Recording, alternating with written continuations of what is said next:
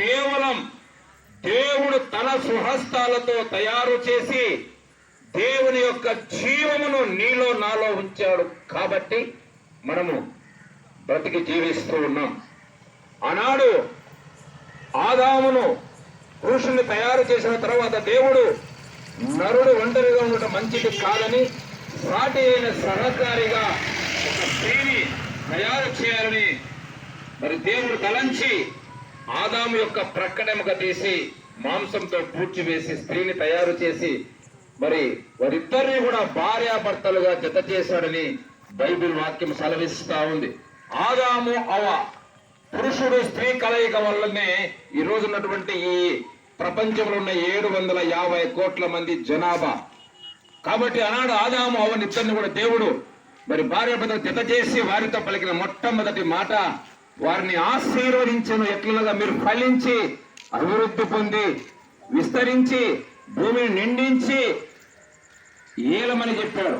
ఆకాశ పక్షులు, సముద్ర పక్షేపలు, భూమి మీద ప్రాగి ప్రతి జీవిని ఏలమని దేవుడు ఆనాడు మనిషికి అధికారం ఇస్తే మరి ఈరోజు మనం ఏ స్థితిలో ఉన్నాం ఒకసారి ఆలోచన చేద్దాం.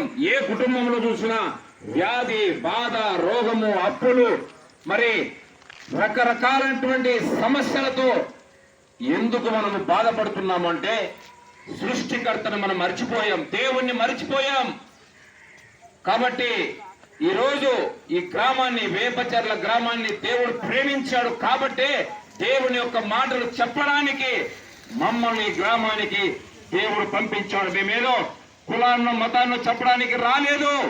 దేవుడు ఈ లోకాన్ని ఎందుకు ప్రేమించాడు అని అంటే నా పేరు మరి రెడ్డివారి నాగరాజు. మరి నేను చనిపోదాం అనుకున్నప్పుడు దేవుడు నాతో మాట్లాడాడు. దేవుడు నాతో మాట్లాడి మరి నన్ను బ్రతికించాడు. దేవుడు నన్ను బ్రతికించాడు కాబట్టి నేను సత్యాన్ని తెలుసుకున్నా. నేను ఒకవేళ ఆత్మహత్య చేసుకుని చనిపోయి ఉంటే నేను నరకానికి వెళ్ళేటటువంటి, ఎందుకంటే దేవుడు నన్ను ఈ భూమి మీద పుట్టించాడు కాబట్టి నేను మరి తిరిగి నా ఆత్మను నేను దేవునికి అప్పచెప్పాలంటే ఆయన ఎవరు తెలుసుకోవాలి. కాబట్టి నేను యేసుక్రీస్తు ప్రభువును తెలుసుకుని నిజమైన లోక రక్షకుడు ఆయన తెలుసుకొని ఈరోజు అనేకమైనటువంటి మరి గ్రామాల్లో ప్రాంతాలు ఆయనకు సువార్తను ప్రకటిస్తూ ఉన్నాం. ఆయన మతాన్ని గాని కులాన్ని గాని మార్చడానికి రాలేదు.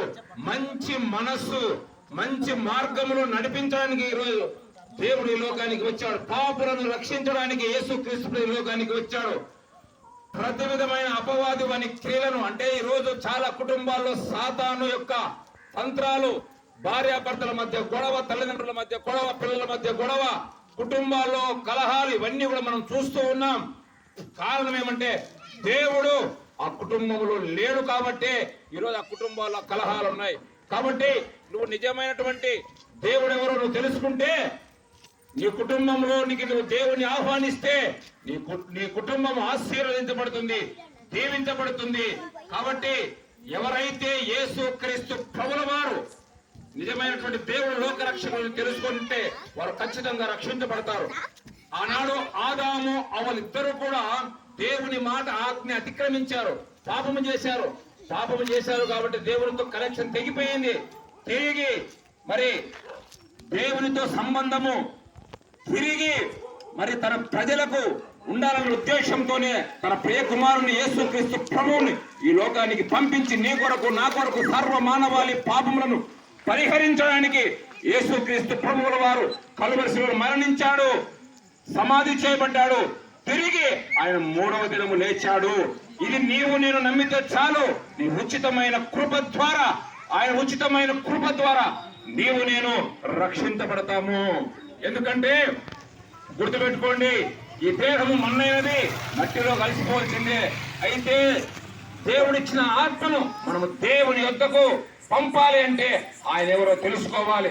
ఆయన పేరే నజరేయుడైన యేసుక్రీస్తు ప్రభుల వారు. ఏ స్థితిలో ఉన్నావో, నువ్వు మరి త్రాగులకు బానిసైపోయి బంధించబడి ఉన్నావేమో, భయము చేత బంధించబడి ఉన్నావేమో, నువ్వు దేని విషయంలో బంధించబడ్డావో, దయ్యము చేత బంధకంలో పడి ఉన్నావేమో, అప్పుల ఊపిలో పడిపోయి నేను ఎందుకు బ్రతకాలని, నేను చనిపోతే మీరని అనుకుంటున్నావేమో, ఈరోజు ఈ మాటలు వింటున్నావేమో. రా, ఈ యొక్క శబ్ద తరంగం వినపడే దగ్గరికి రా. నీ కొరకు, మీ కుటుంబం కొరకు ప్రార్థన చేయబడుతుంది. ఎవరు సిగ్గుపడద్దు.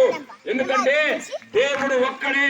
ఆ దేవుణ్ణి ప్రకటించడానికి మాత్రమే మేము ఈ వేపచెర్ల గ్రామానికి వచ్చాం. ఎందుకంటే నన్ను మార్చినటువంటి దేవుడు, నా బ్రతుకును మార్చినటువంటి దేవుడు యేసుక్రీస్తు ప్రభుల వారు. కాబట్టి ఆయన ఎంత మంచి దేవుడు అంటే బైబిల్ వాక్యం సెలవిస్తుంది. ఒక స్త్రీ గురించి వ్రాయబడింది.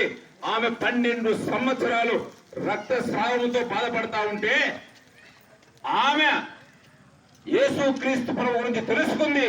ఏమని తెలుసుకుందంటే ఆయన వస్త్రపు చెంగు ముడితే చాలు నాకు స్వస్థత కలుగుతుందని ఆశ కలిగి ఆయన యొక్క వస్త్రపు చెంగును ముడితే ఆమె బాగైనట్లుగా మనం చూస్తున్నాం. ఈరోజు అనేకమైన అద్భుతాలు, ఆశ్చర్య కార్యాలు దేవుడు చేస్తూ ఉన్నాడు.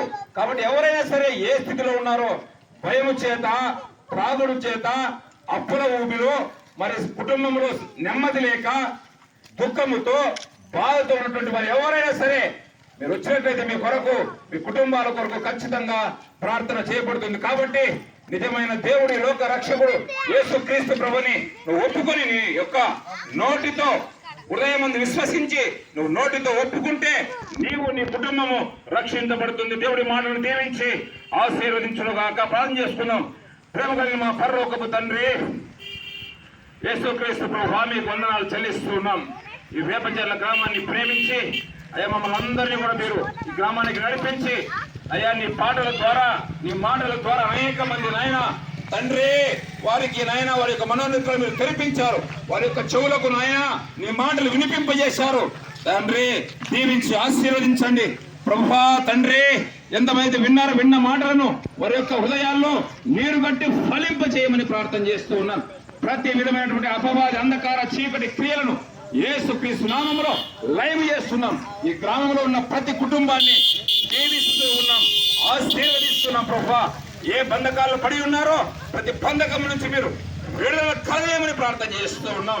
అయ్యా తండ్రి త్రాగుబోతు ఆత్మలు యేసు నామములో గద్దిస్తున్నాం ప్రభువా. తండ్రి భయపెట్టేసిన ఆత్మలు యేసు గద్దిస్తున్నాం ప్రభువా. వ్యాధుల చేత, బాధల చేత పీడించబడినటువంటి వారిని విడిపించమని ప్రార్థన చేస్తూ ఉన్నాం. దేవా ఈ గ్రామంలో ప్రతి కుటుంబాన్ని దీవిస్తూ ఆశీర్వదిస్తూ నైనా రైతులకు మంచి పంటలు దయచేయమని ప్రార్థన చేస్తూ ఉన్నాం. సకాలానికి వర్షాలను కురిపించమని ప్రార్థన చేస్తూ ఉన్నాం. అయ్యా మరి కూలి పని చేసుకునే వారికి ప్రభువా చేతులైన పని దయచేయమని ప్రార్థన చేస్తున్నాం. ఉద్యోగస్తులను దీవించమని ప్రార్థన చేస్తున్నాం. మహిళలను దీవించమని ప్రార్థన చేస్తున్నాం. వృద్ధులను దీవించమని ప్రార్థన చేస్తున్నాం. అనాథలను దీవించమని ప్రార్థన చేస్తున్నాం. దిక్కులేని వారికి మీరే దిక్కై నడిపించమని ప్రార్థన చేస్తూ తండ్రి మాకు సహకరించిన ప్రతి కుటుంబాన్ని దీవిస్తూ ఆశీర్వదిస్తూ యేసుక్రీస్తు నామమున ప్రార్థన చేస్తున్నాం మా పరమ తండ్రి.